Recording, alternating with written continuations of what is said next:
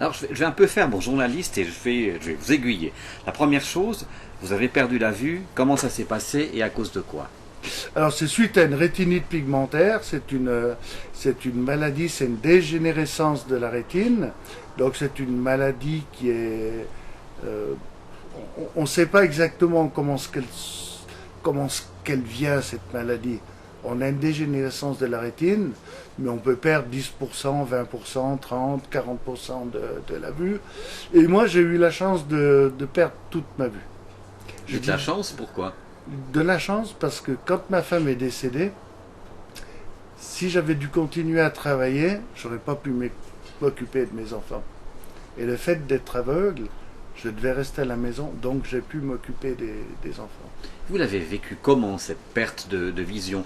Je dois avouer que pour moi, ça serait le plus grand des cauchemars. Perdre la vue, c'est quelque chose qui me rendrait cinglé. Et vous? Ben, ça me permet de garder des souvenirs de les femmes que j'ai vues jolies il y a 30 ans, elles sont toujours jolies dans ma mémoire. Ouais, mais ça, c'est dégagé en touche. Oui, Non, mais ça vous fait plaisir que je dise ça, mais sur le fond, petit à petit, vous voyez que votre univers autour de vous disparaît. On n'a pas envie de se taper la tête contre les murs à cause de ça. Vous le prenez avec philosophie? Alors, on n'a pas le choix surtout.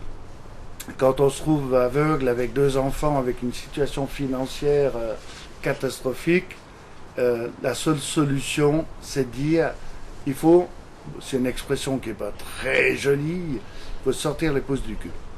Et c'est ce que j'ai fait. Alors je me suis dit, Et plus concrètement?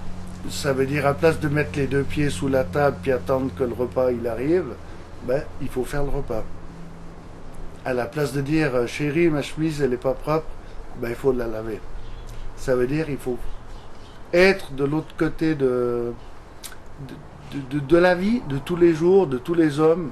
Enfin, pas tous les hommes, parce que maintenant les hommes participent pas mal à la vie de tous les jours. C'est dire, Claude, maintenant, il faut créer en place une cellule qui permette d'avoir une vie normale avec tes deux enfants, même si tes deux enfants, ils ont une épée de Damoclès sur la tête, où on sait que si on fait rien, ils vont mourir. Donc, tu bouges, tu bouges, tu bouges. Et là, j'avais pris contact avec une pédopsychiatre très efficace, et j'avais été la voir, j'ai dit, il faut me donner un coup de main, parce que moi, avec les deux enfants, je ne sais pas comment je vais pouvoir faire. Et cette pédopsychiatre, après quelques interventions, elle m'a dit, vous savez, la seule chose qui n'est pas normale chez vous, c'est que vous êtes normal. Ça m'étonne. Ouais.